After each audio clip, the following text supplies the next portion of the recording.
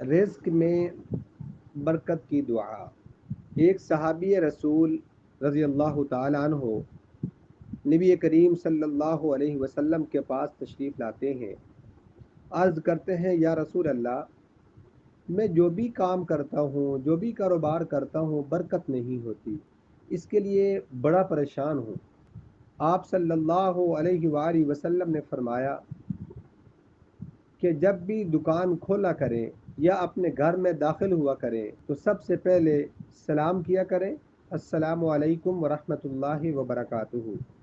کوئی ہو یا نہ ہو، بس آپ نے گھر میں داخل ہوتے ہوئے سلام کرنا ہے، اور اس کے بعد درود پڑھنا ہے، بسم اللہ والصلاۃ والسلام علی رسول اللہ صلی اللہ علیہ وسلم۔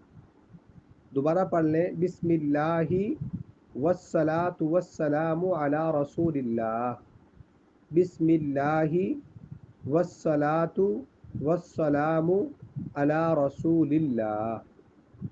یہ پڑھ لیا کریں، اور اس پڑھنے کے بعد ایک دفعہ سورۃ الاخلاص یعنی قل هو اللہ احد اللہ الصمد لم یلد ولم یولد ولم یکن له کفوا احد، اس کو پڑھ لیا کریں، اور انشاءاللہ رزق میں برکت ہی برکت ہوگی۔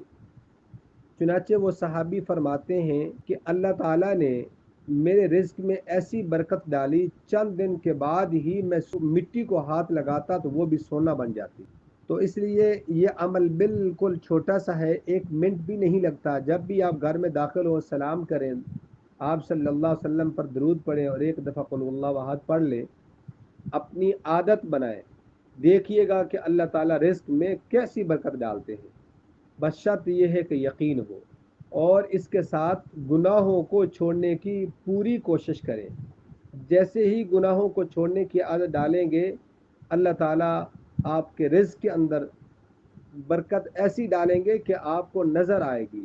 10 روپے ہوں گے تو آپ کو 100 کے برابر وہ نظر آئیں گے، اور ان میں کے اندر بھی ہوگا۔